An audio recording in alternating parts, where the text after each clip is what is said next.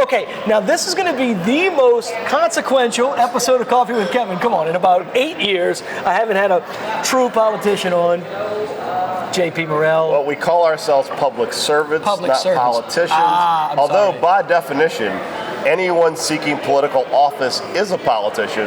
So whenever someone running for office goes, I'm not a politician, by definition they are, because they're asking to go into politics. That's right. I know, so they haven't read the dictionary. So you're a politician. I am a politician by definition, so is everybody else is a candidate for office. That's it. All right, so we are going to talk about, this is the dude that's at the helm of New Orleans, and we're going to talk about the future in New Orleans. We're not going to talk about, there's a lot of stuff in the past we could hash up. We're not going to do that. We're going to talk about the future. We're going to talk about New Orleans 20 years from now, 30 years from now.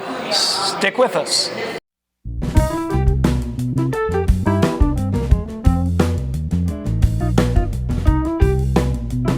New Orleans City Council President J.P. Morrell. Thank you so much for having coffee with me. Thank you for, I'm having tea, but yes, nice thank tea. Thank you for having me here for a drink. Yes, for sure. A caffeinated beverage of some type. Yes. I am excited to have this opportunity to talk to you. I think a lot of people, talk, New Orleans City Hall, but to talk the issues, and I appreciate you coming. And when you ran for city council last time, which was 2021, correct? 2021, yes. You came and you did a community meeting at the coffee shop uptown, Coffee Shop uptown, and you said, I'm going to do two things if I'm elected. Right. And those two things that you said, you were going to improve crime. You were hell bent about crime. You have kids, as that was a big thing, and crime has drastically improved. I mean, it started a little awkwardly in that I realized within 2 months of being there that we had a police chief that wasn't doing the job. Mm-hmm. You may not recall this, I was the first and I was the only person to call for Sean Ferguson's resignation through the point where he resigned. Just because when you look at the police department and you look at the structure of a police department, if the police department is not operating appropriately, the person where the buck stops is the chief. Mm-hmm. And what I identified early on when I came in was that there wasn't leadership, there wasn't a plan, and everyone was kind of talking around it like, well, we need more cops, we need these things. And I was like, well, we can't fix more cops because nationally there's a shortage of police officers. What we can do is talk about leadership and plans, and under Chief Ferguson, we didn't have that. Now, when Chief Ferguson finally left, we got Chief Woodfork. She had a lot more experience. She was able to get the ship kind of righted to a degree. And under Chief Kirkpatrick, national search, out-of-towner, things have really accelerated to the point where we are at a 50-year low in crime. Can't argue with that. Right. That should be 50-year low in crime. 50 low. New Orleans has a 50-year low in crime, and if you're not telling people that should be where you lead at. Right. That's the main lead. So that's one of your big successes. The other thing that you said you were going to do, Airbnb. Airbnb, yes. So I don't want to get too deep into it because it's going to be. The main issue is when we came in 2021, the city was under a lawsuit over some 2019 Airbnb law. The big hang up there was if we all could suspend the commerce clause of the United States, we would have allowed homeowners with a homestead exemption to be the only people that could operate Airbnb, so it'd be all locals. Mm-hmm. The problem is Congress and the Constitution doesn't let us do that. Mm-hmm. Once that was thrown out, we were given 3 months to write a new Airbnb law in 2022, early 2023. So the council got in, buckled down, in 3 months produced an Airbnb law that we really felt like was a fair compromise. That was basically the whole one Airbnb per square block, and we created an exception period so that little old lady who's renting out a room, if she didn't win the lottery, she could have a shot. Mm-hmm. We then closed those loopholes late last year. We're at a point now where between Airbnb law being changed and platform accountability being brought online, and platform accountability means rather than the city having to prove that someone doesn't have a permit to shut them down, Airbnb has to prove they have a permit before they can list them. Before they can list it. And when platform accountability kicked in on August 1st, I'm happy to report they have delisted 82% of the illegal Airbnbs just by doing that one change of law. Because once you gave Airbnb some exposure to stop listing illegal properties, and they had to pay a fine, they stopped doing it. Okay, so we got crime. I'm gonna put a check over that. We got Airbnb, check. Great. Okay, now here's the kicker. Right. We're going to be, and this is what I said in the beginning of the episode. The future. The Michael J. Fox. We're getting to the DeLorean. We're going to the future. Into the future. Well, the problem is now that we don't have Airbnbs. I live in Bywater, right. and we've got a bunch of houses with for sale signs in front of them. In my view of the city, yes, right. There's a lot of the city knows that. Right. The biggest issue we're facing is population loss. I need people to buy cups of coffee here if I'm going to stay here. We need that. And so, for me, I'm having trouble with this because in my own brain, right. if I was at the helm, I don't know what lever do you pull first, business development and jobs, or you kind of have to wiggle them back and forth the whole time. I mean, the issue is there are a tremendous amount of people, Kevin, that want to move into those houses. The challenge we have right now, as you know, property tax, insurance. I mean, I cannot tell you how many people. I mean, I look at my oldest kid, 17, and he already is sardonically lamenting that he will not be able to buy a house. And their whole generation is like, we are going to be renters forever because the cost of owning a home is entirely too much in the city. And so part of what we're working on right now as far as property taxes, as you've known for the last 3 years, we haven't rolled the property tax forward ever because we know property taxes are too high. So that's the lever we have to try and protect affordability. Property insurance is the kicker. But so my question, and this is a confusing part for me. The insurance is high, right? But so is Florida, right? Slow as everywhere else? Here's the difference. Why? Florida insurance is not as high as ours. Okay. And they're not because Florida made the decision, and it's risky, where we have citizens insurance here, the insurer of last resort. The way our law is written, any citizen's policy has to be written as the highest rate in an area plus 20%. Mm-hmm. So basically, you get punished because no one will write you a policy. Excuse me. In Florida, their insurer of last resort writes market rate and competes with the private insurance companies. Mm-hmm. So they artificially keep their insurance low by having their state insurer be cheap. Now here's the danger of that. This is the flip side of that. Because they make their insurance so cheap, because the state is so hurricane prone, they're basically playing Russian roulette, because if a hurricane wipes out the whole peninsula, they don't have enough money to pay all the claims.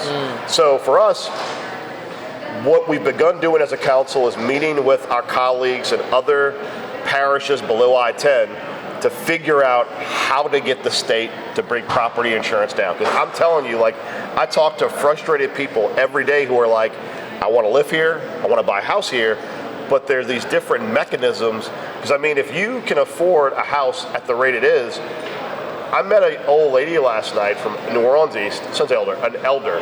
She's not old lady, she's very spry, more spry than I am. And she said her insurance over 5 years went from $4,000 a year to $10,000 a year. She's on fixed income. Yeah. So it's like, if we have to do more as a city and as a state to control property insurance, because for a business owner, you can't sour your way out of insurance being that ridiculously high. Mm-hmm. The government has to bring that cost down. So those contribute to the cost of how hard is to live here. Energy prices, utilities are insane. Yeah, business, everyone else. Yeah, what the council started doing in the last 2 years. We started under when council. Actually, I've got a interview at Channel 4 when I'm done with you about energy. Right. So that's going to be. So I've been through that mess. Right. So what the council started doing, actually under Vice President Moreno when she was the utility chair, is investigating ways to invest in different solar and renewable opportunities to create power locally, to rely less on energy to supply power. The way energy works, the way any utility works, is that they don't generate nearly enough power locally to power the city of New Orleans. They buy it on the market and transmit it in. There's two problems with that. One, we're at the mercy of market costs as far as how much we're paying for power. Two, those transmission lines, I heard it described, it's actually not a bad description, they're like extension cords rest of the country in New Orleans, and when a hurricane knocks down transmission line. Because the power plant over there by the Green Bridge, is that functional? The power these plant days? by the Green Bridge is the New Orleans East gas-powered plant that was built under the last council, and that was actually the huge controversial situation where Entergy New Orleans hired paid actors to pretend they were citizens. Yeah, I remember that. To get it built, and it was sold to the public as like the backup generator.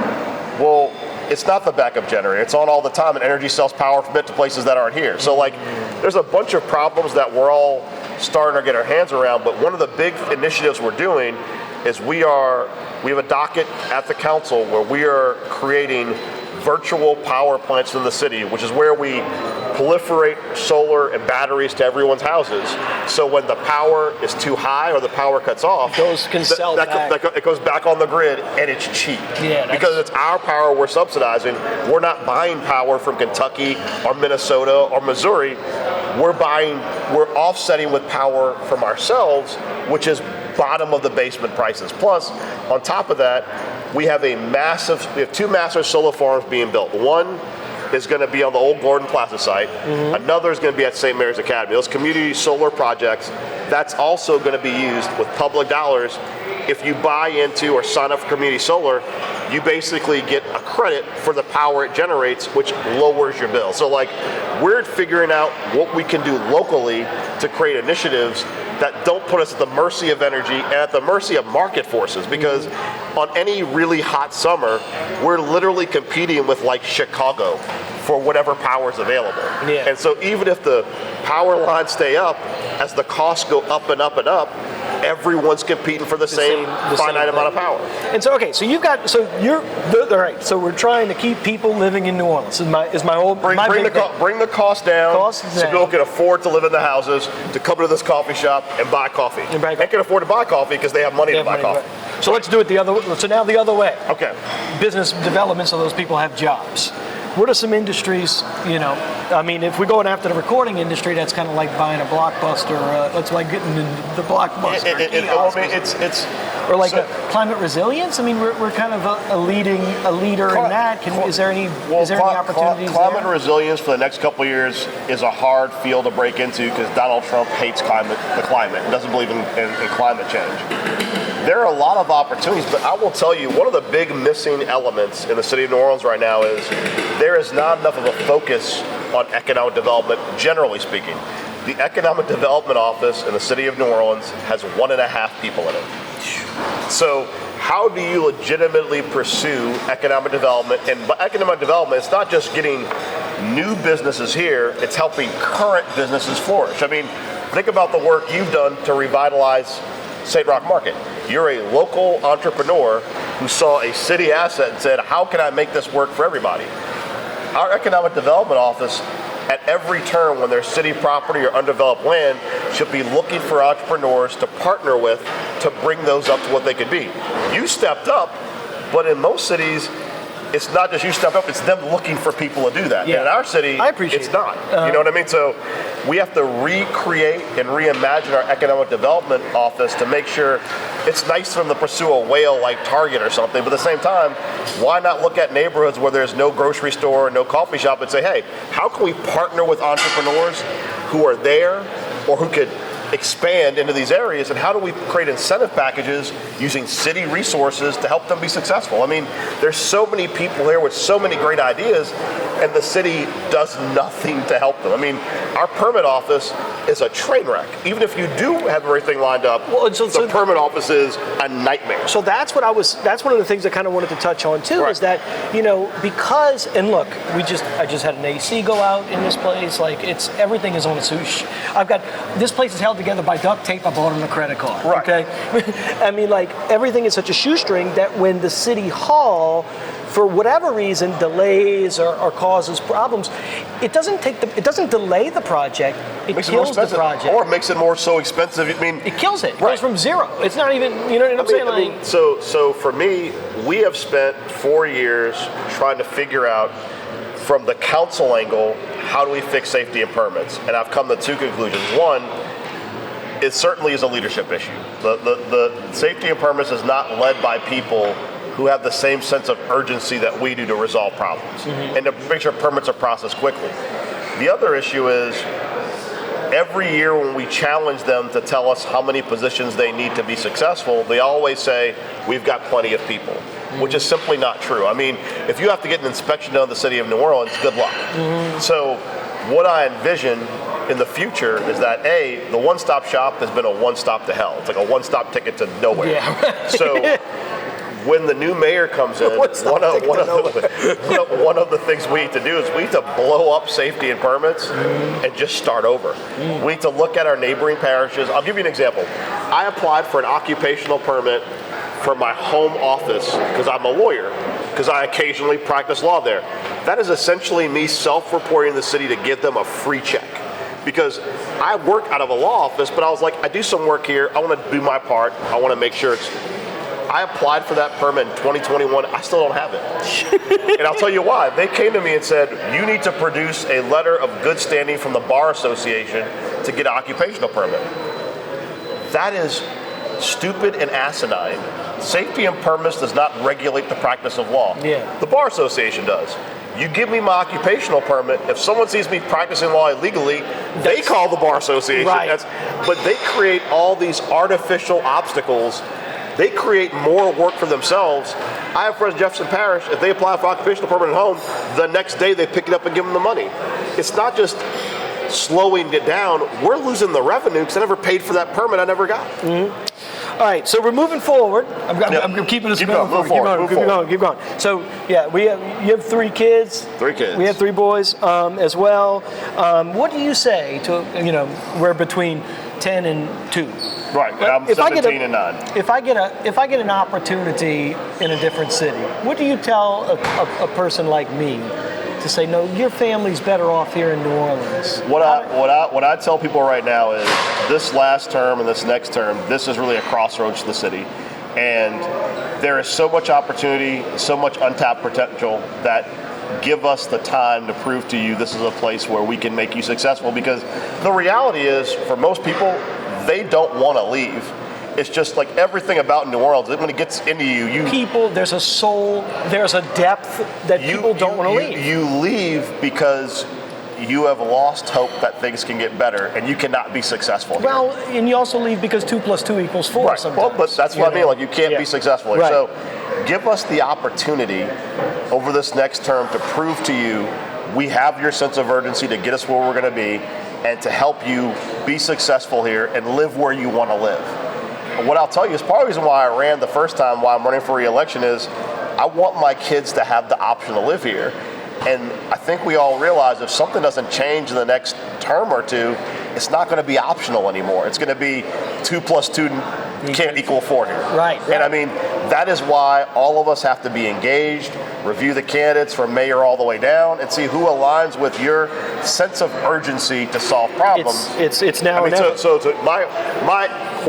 my answer to you for today, for the person making that decision is, there is opportunity here. Let us show you how we can work together to be successful. Now, if we're not successful, that's the pressure that's on me, because if we're not successful, then our kids can't be here. And that's why there's such urgency and such necessity. I know people don't like my demeanor sometimes when I'm dealing with issues on the council, but I am impatient. Yeah, by the way, this is the crossroads of St. Claude and St. Roch. Right. So I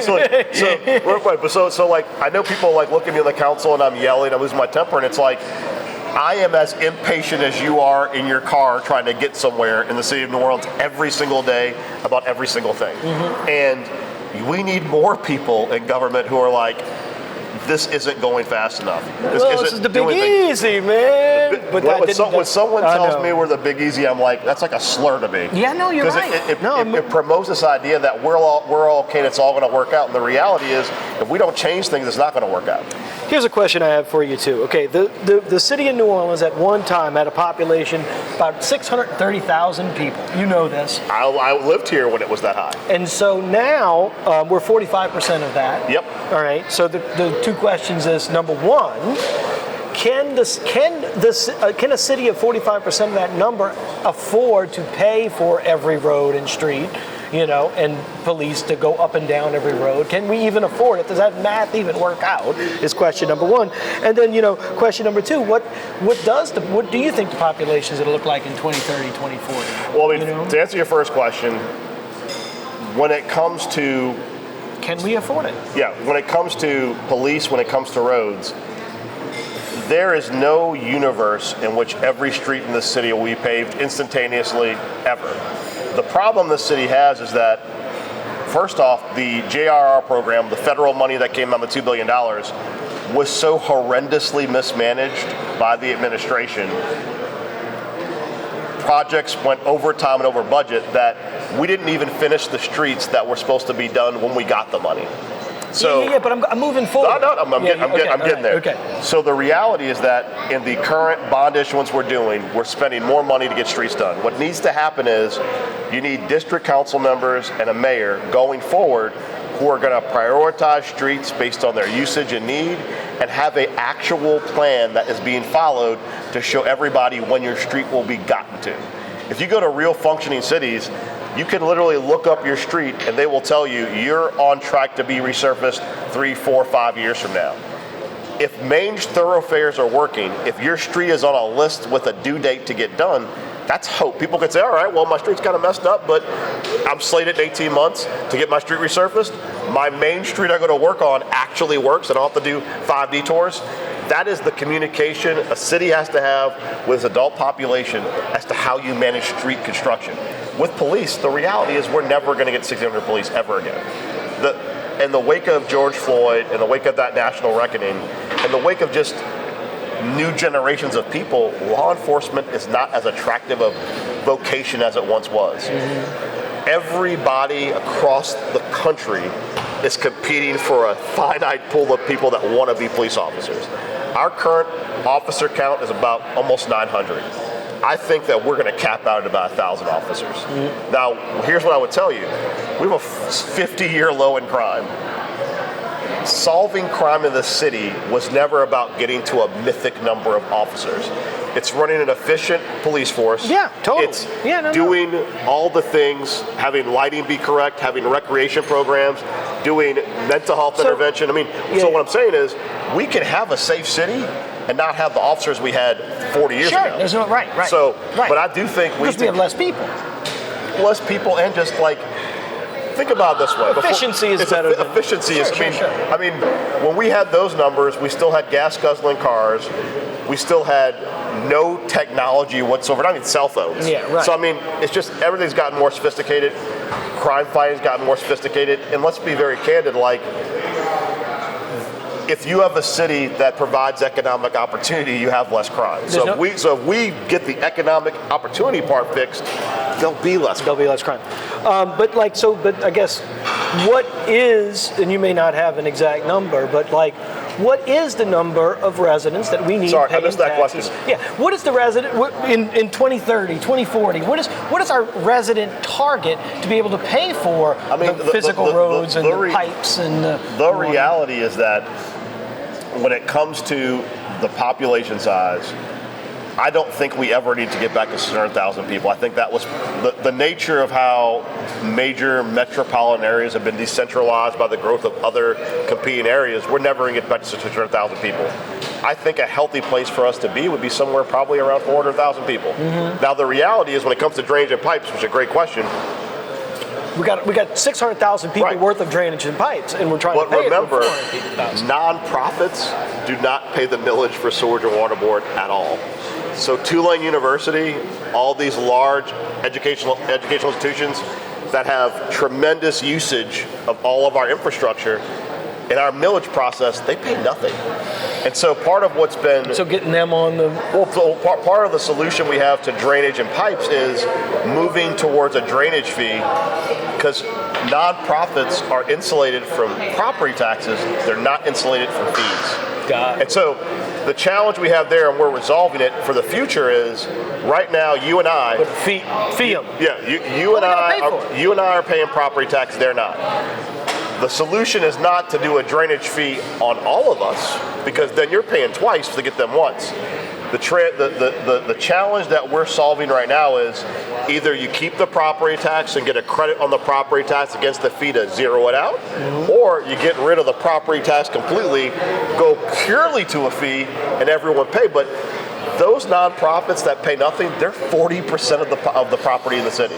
So when you talk about population, they've never paid. If they would just pay, you could pay for everything. In a place like a place like Tulane's going to use a lot of water. They use a lot of water, and not just water. Like the water usage, we charge them that, but they also use the sewer and they also use the drainage, and they don't pay for that. What so you and then there's questions about like, is there a budget shortfall or what that's going to look like? There's budget shortfall. And then listen, I left that kind of toward the end because, like, you know, but if I'd have led with let's talk about the budget shortfall, people would have been like, there's got to be a cat video online I can watch. We have been talking about it for days. There is a budget shortfall. We don't know how much though. Well, there's competing numbers. I would say the budget shortfall is at least 65 and at most 100. The numbers we had previously from the administration were 100. The numbers we have now are 65. But what I will tell you is this, and credit to Council Member Moreno for this, Joe Giarrusso, Councilman Moreno, and I are bringing in the legislative auditor to look at the books to find out what the shortfall is. Because the number keeps moving, and we can't budget off of that. So we're going to get a third party to come in, kick the tires. But here's the deal. The shortfall, what people need to realize about the shortfall, the largest component of it is NOPD overtime. And that is because of two things. One, we did not get a fair enough split on the sales tax from Taylor Swift to offset how much money we spent on cops. Like, the state got the largest chunk of that sales tax. The second issue, which was unforeseen and a tremendous drag on the budget, was after the terrorist attack, we went Tier 1 for Sugar Bowl, for Super Bowl, and for Mardi Gras. The federal government didn't pay the police overtime. I think it was a misunderstanding of the mayor how Tier 1 works. When you get Tier 1 designation, they give you lots of advice.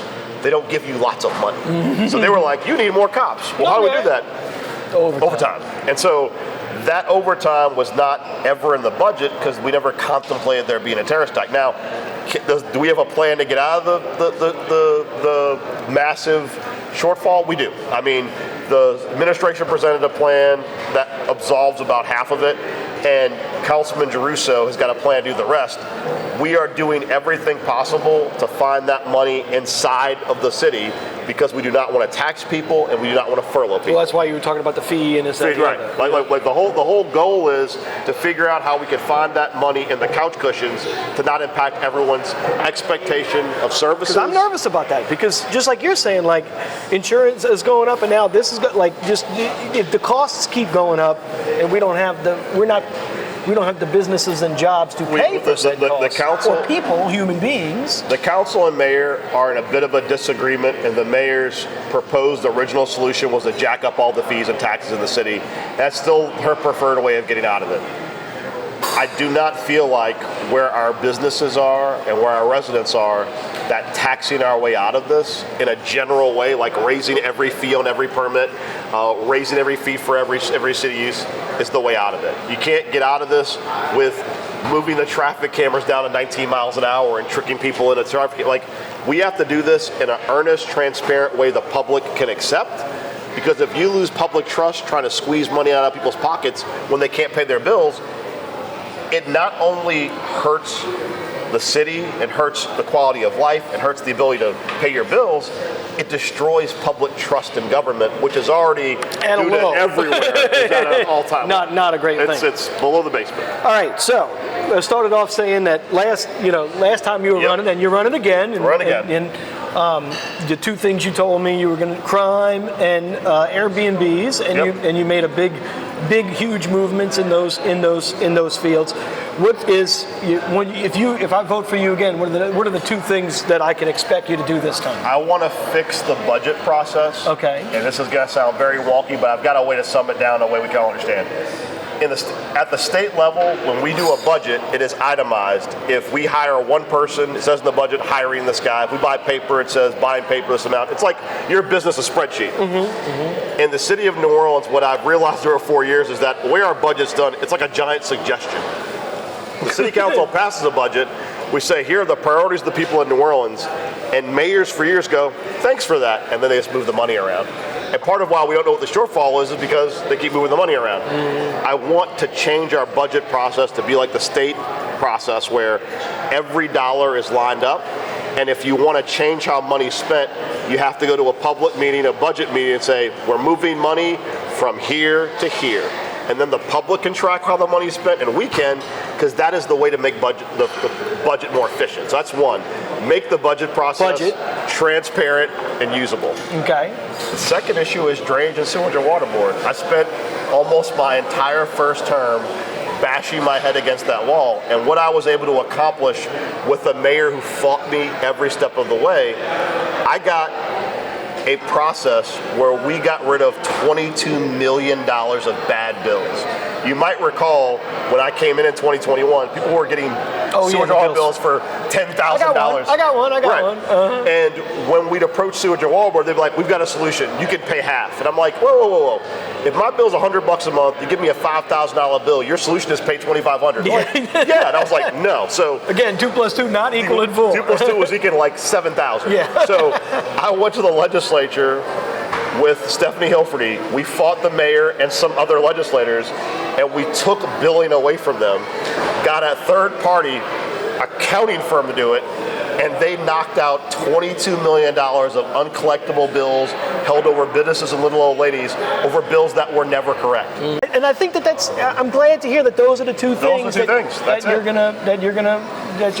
I think those are two things that I can accomplish in 4 years, and hopefully not, bash my head too bad against the wall. And you did your last two. I did my last two. So I'm the budget, which is a problem. Budget, sewage and water board. Yep. If you can knock those two things out, I will retire, hang my jersey up, and be like, I did a good job. Oh, okay. So you're not going. No. Everybody's like, No, I'm going to be a dad and a lawyer. I got to pay for college. You know how that is. I'm worried about that. I'm worried about that myself. Yeah, so at some point I have to go be a lawyer again and actually go pay for college for kids.